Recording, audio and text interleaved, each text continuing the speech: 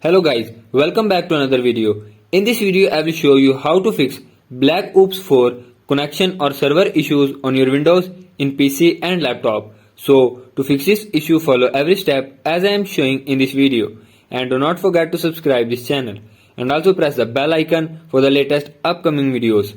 Hope so this will fix your problem and help you a lot.